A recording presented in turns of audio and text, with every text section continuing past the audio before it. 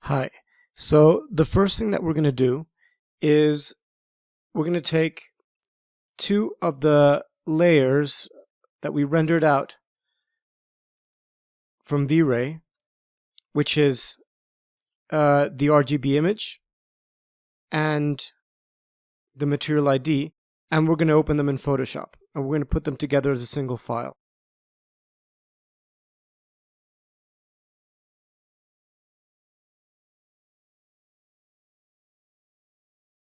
So there they are as two separate files, and what you want to do is just select this one, copy it, and paste it on top of here. Now it'll be useful if you turn on snap, and then you can just move it around and it'll snap to the edges properly. So now they're perfectly aligned.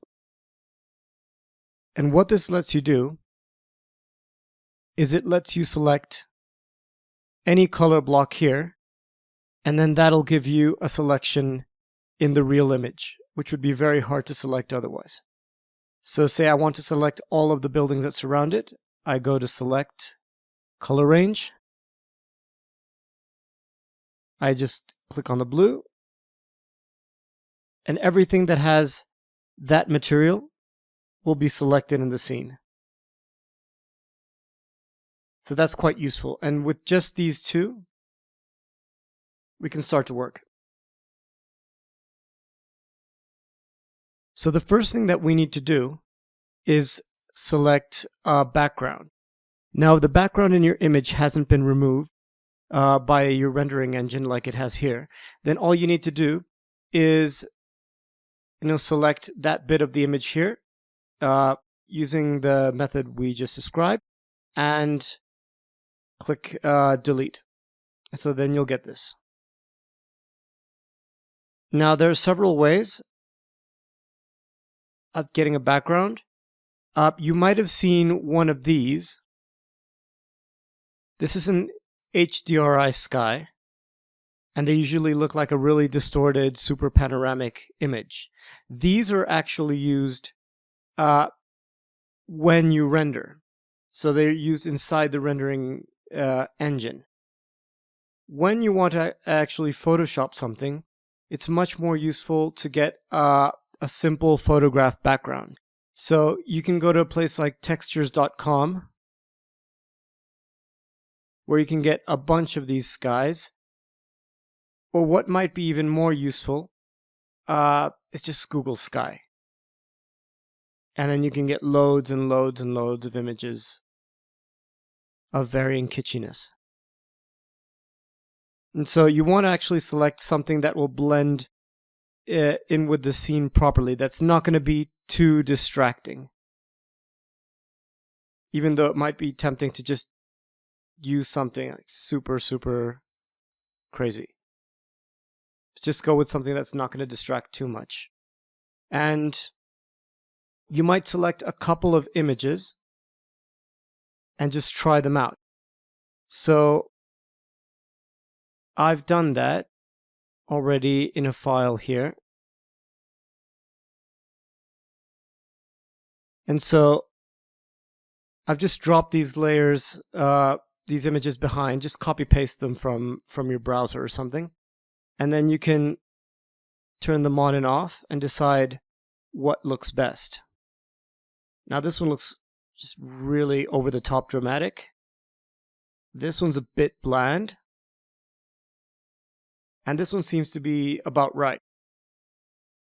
Also, what's really important is notice where the light's coming from in your scene. So here's coming from the top left towards the front. And so choose a sky that kind of has that those shadows and the clouds and so on that sort of match up with your scene. So again, this is the one we like. We can get rid of these. And you see we have just a few issues here with some mountains visible, which we don't want.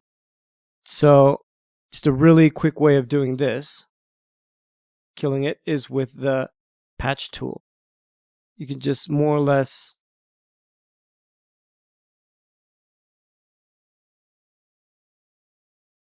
select what you want removed.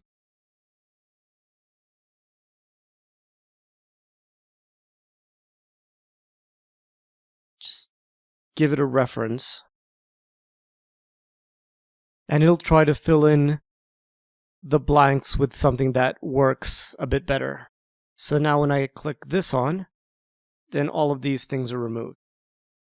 And if we don't like this little bit of blue here, you can just try it again.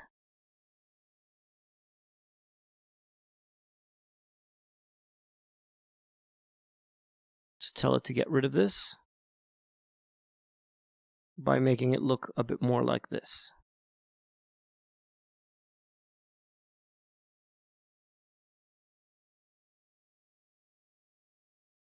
That's a bit better. Now next, you're going to want to modify the lighting a bit in these two to make them match up a bit better. The easiest way to do this is just to make a curves layer. So you click here and go curves. That'll give you this. But first, what you should do is click on the layer that's going to be created here with curves and click on create clipping mask. I think that's just out of the frame. But find create clipping mask, and then what you do here is only going to affect the layer that it's clipped to. See? It's not affecting the whole image, just that layer. So the key thing right now, instead of trying to make it look interesting and contrasty, at this point, just make it look clear.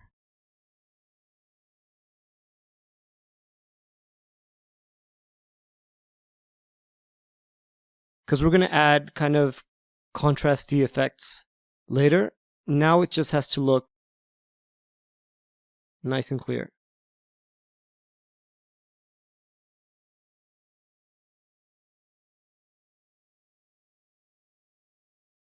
And do the same thing for the sky layer. So click there, curves, make sure the clipping mask is on.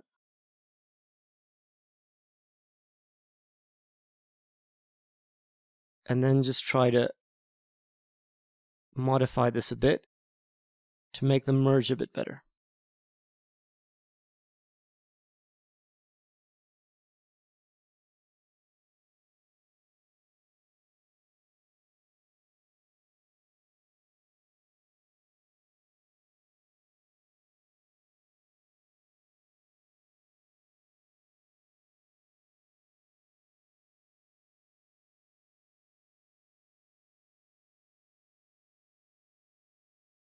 And finally,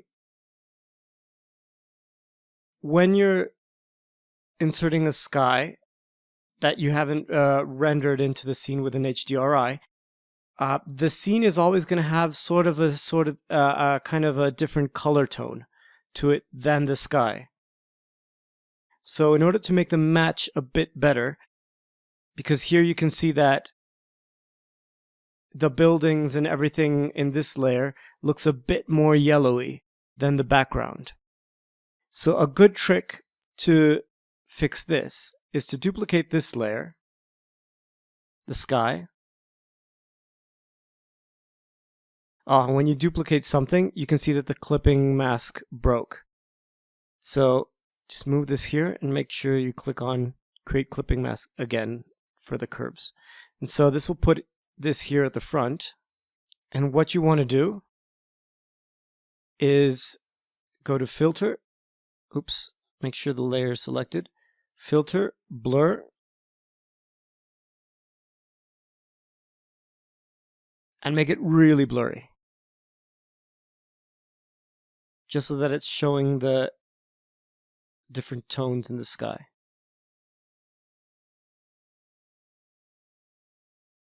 Like the colors should really bleed into each other. something a bit like this. And for the blending mode, which is what's up here, you can click all the way down here, which is out of the frame, but click on color. And then reduce the opacity so here we go. That's the raw image that we've got. And just start to apply some of this coloring so that it blends a bit.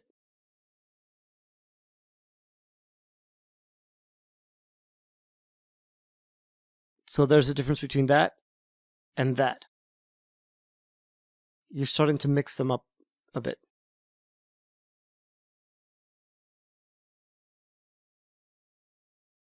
And you can go back and forth later if you like, and just adjust this as you see fit.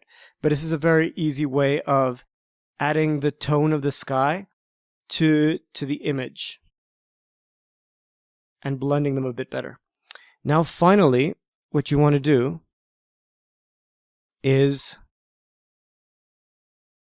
you see all of these windows, they're not reflecting any of the sky.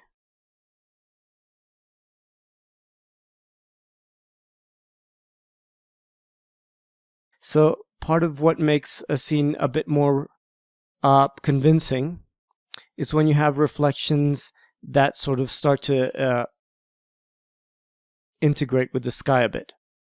So just do this again. Duplicate this layer for the sky. And what we're going to do now is we're going to mask out everything that's not the glass. So here the glass is everything that's yellow. So we just go to select color range, click on the yellow, and you can see that's selected here. And we hide this, and we just we click on this button, add layer mask. See, that's then added to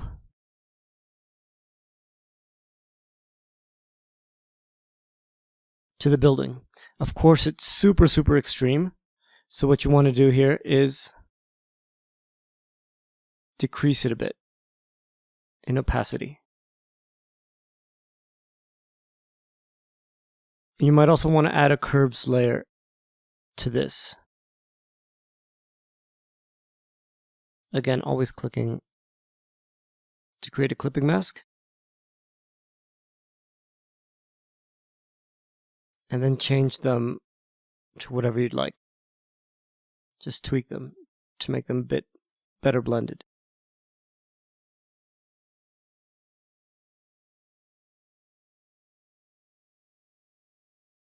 Now down here, this probably looks a bit silly because it should be reflecting the buildings, and you might want to just remove the sky from this one little bit.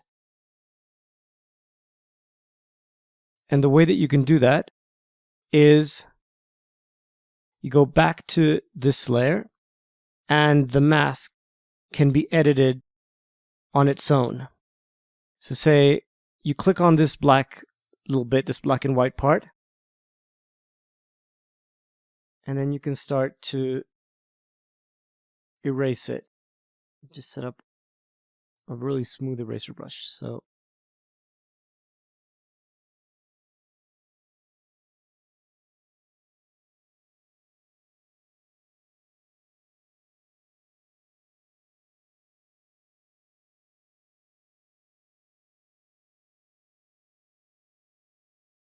and you can start to remove it from the areas where you don't want it. You can see that just really improves the image quite a bit. And so that just makes the whole image a bit better blended, and that's going to be the base on top of which we're going to start adding more details and more effects. So just so this doesn't get too cluttered here, what we're going to do is create a folder up here,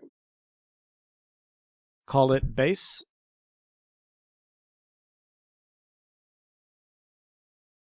And put these into it. And so that's what we're going to start building on top of.